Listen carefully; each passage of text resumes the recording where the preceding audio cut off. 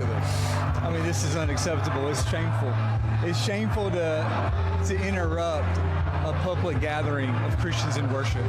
Constitution and the First Amendment to freedom of speech and freedom to assemble and protest. We're here to worship. We're here to worship Jesus. You went on national television and you said to ICE, get the F out of Minneapolis. Do you regret that language? I mean, that doesn't sound like a normal person would, by the way. Congresswoman Ilhan Omar, because she has served as the perfect poster child for why we need a closed border. Sometimes when we look at the news cycle, you do 2 or 3 turns of your head. You're looking at your phone, or you get a notification on your computer or whatever it is, or maybe you're watching on your TV and you see a thumbnail, you read a headline. You're like, wait, what? No, you shake your head. And wait, what? This is kind of one of those times. Don Lemon, remember him? Yeah. He just stormed into a church while they were putting on a ceremony, a Christian church. And then he has the audacity to tell the preacher, the priest, that, hey, what you're doing is wrong and you shouldn't be against us coming in here because that's, our First Amendment right, or whatever the hell he's quoting. It's weird. It's bizarre. Lefties are losing the plot. And that's why what you see on screen is actually happening. President Trump readies 1,500 troops to possibly deploy to Minnesota. And it's happening. They're getting ready right now as we speak because things in Minnesota are they're bananas. It's out of control, right? It's out of control. The Pentagon has ordered 1,500 active duty soldiers to prepare for a possible deployment to Minnesota, 2 U.S. officials told Reuters on Sunday. That follows a threat by President Donald Trump to use the Insurrection Act to quell protests there against the government's deportation drive. The Army placed the units on prepare to deploy orders in case violence in the Midwestern state escalates, the officials said, though it was not clear whether any of them would be sent.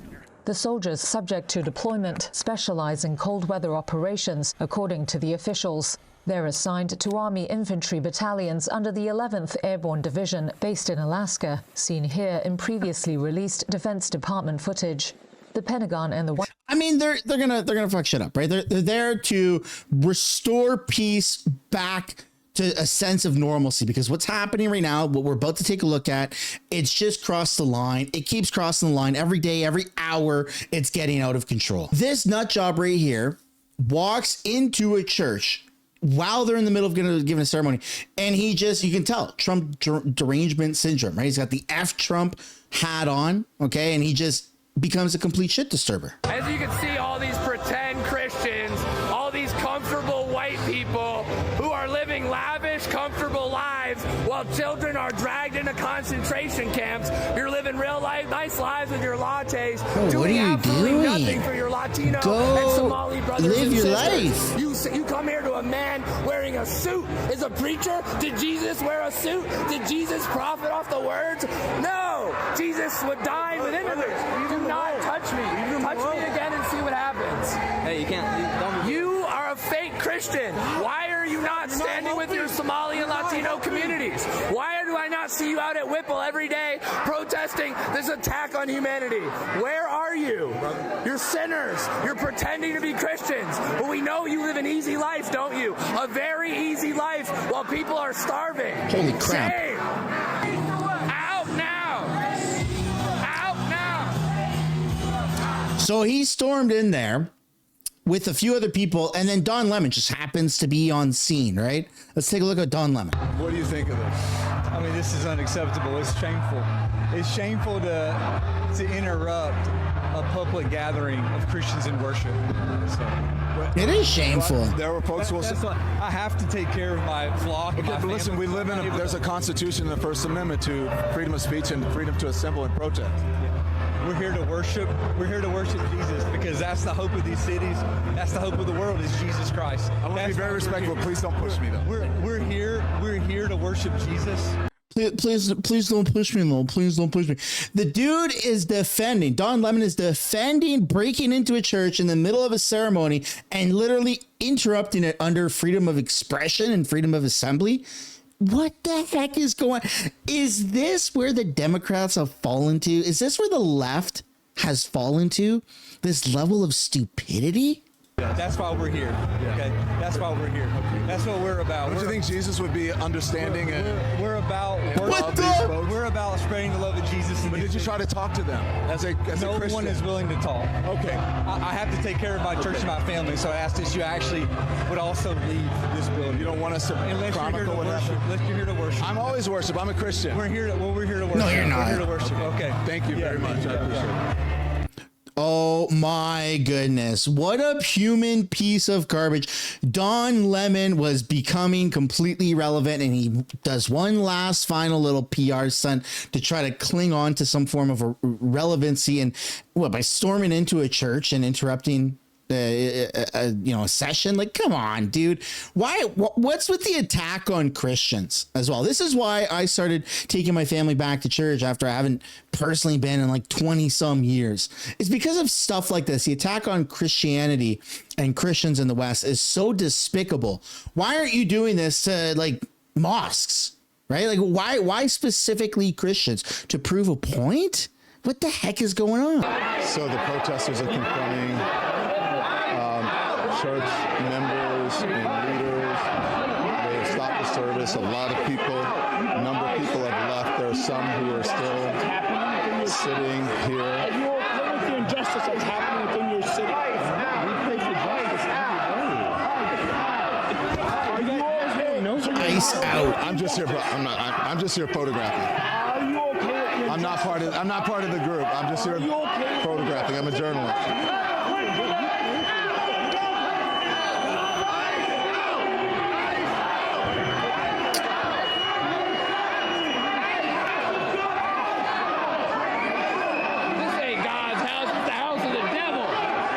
Dude, this is going to end so badly.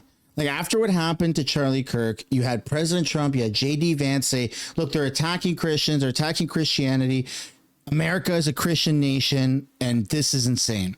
And now, after this, I can almost guarantee you, the further these attacks are from the left, the more of a retaliatory response that's going to crack down from the Trump administration on the right. Like, look, they're sending in 1,500 paratroopers, right? The 11th Airborne Division to Minneapolis, specifically Minneapolis, to help fight this ridiculous anti-ICE garbage.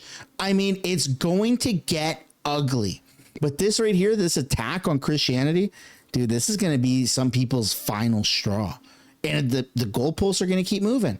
But right now, I can tell you that this right now, going after religious assemblies like this, I mean, that's the final straw for a lot of people. This is pissing off now. Religious groups, it's not going to end well. Excuse me, sir. Can I get right here? Thank you. I'm sorry.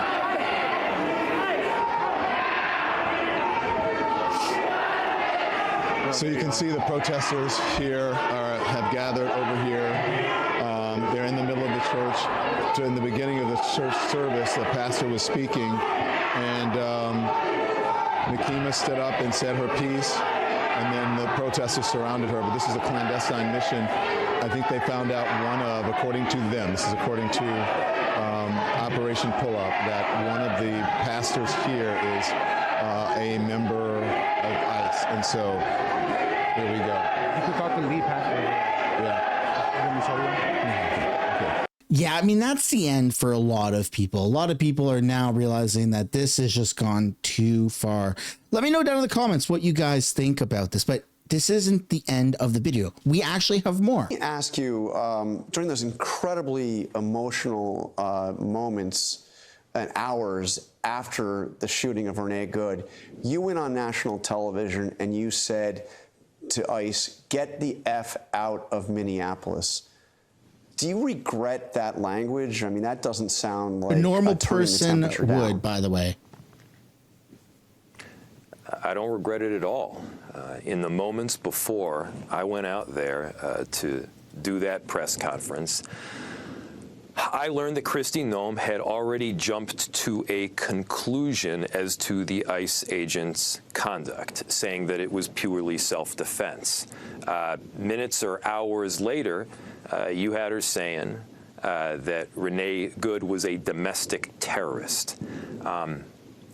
If I seemed like I was angry and frustrated, I was. And part of my responsibility as mayor is to channel what the people in our city are feeling. And the people in our city were angry. They were upset. And at the same time, from the very beginning, we were saying the same thing, which is we got to keep the peace. We're not going to counter Donald Trump's chaos with our own brand of chaos here. Yes, we stand up. Yes, we peacefully protest. And we're not going to go down this route that gives them the excuse to come in with greater numbers. They're looking for an excuse.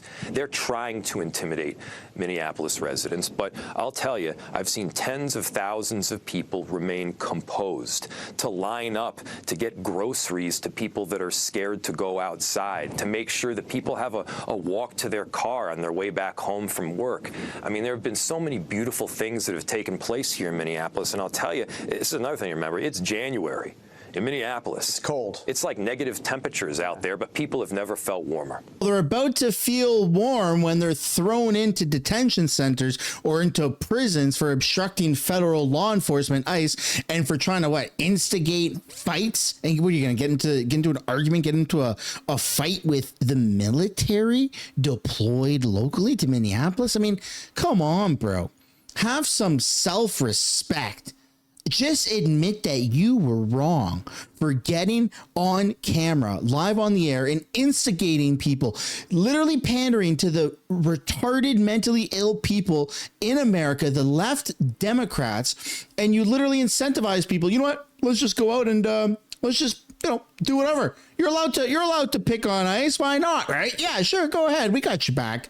Oh my goodness. And now look where we are. People are storming into churches. The freaking military's being deployed. I mean, come on. At what point are you going to realize, shit, I might be part of the problem? I wonder if they explained the U.S. part of USA to her when she got here. The United States of States, Tommy. That's what she said. Well, listen, I actually have to thank Congresswoman Ilhan Omar, because she has served as the perfect poster child for why we need a closed border and why we need to stop importing people from third world countries who have no respect for this country, no respect for our laws and those who enforce them. And I know David's going to go off on Swally Boy over there, but the fact that he said he's going to take the driver's licenses of ICE agents, the irony there, and in all of these examples, it's pretty obvious. Democrats are always on the side of the illegal aliens. They want illegal aliens to get driver's licenses, but they want to take the driver's license from ICE agents who are enforcing federal immigration law. Immigration law, by the way, that 2 members of Congress preside over. So it's ridiculous. They're ridiculous. Call up Fang Fang. Call up your brother in Somalia. We got to get to the bottom of this, Joey. This hurts my brain. The fact that the left is so stupid that it's gotten to this point. I mean, Trump derangement syndrome is so clearly a thing, because 15 years ago under Obama, the media, CNN, and the average person was pro deportations, pro what Obama was doing with ICE. There was no riots. There was no counter protests. It just peacefully went on to the point where the average person wasn't even aware that mass deportations or deportations in general were happening by ICE when Obama was in. And now it's the complete opposite, because there's a narrative. You have Democrats that are trying to push an agenda, and this becomes a conspiracy until a few weeks go by, and then all of a sudden it's like, oh shit, yeah, no, it wasn't a conspiracy. It's actually true. So a few weeks have gone by, not a conspiracy. It's true. Everything's coming to light. That's the video. Like and subscribe, ladies and gentlemen, for more content like this, and I'll see you guys in another one. Bye-bye.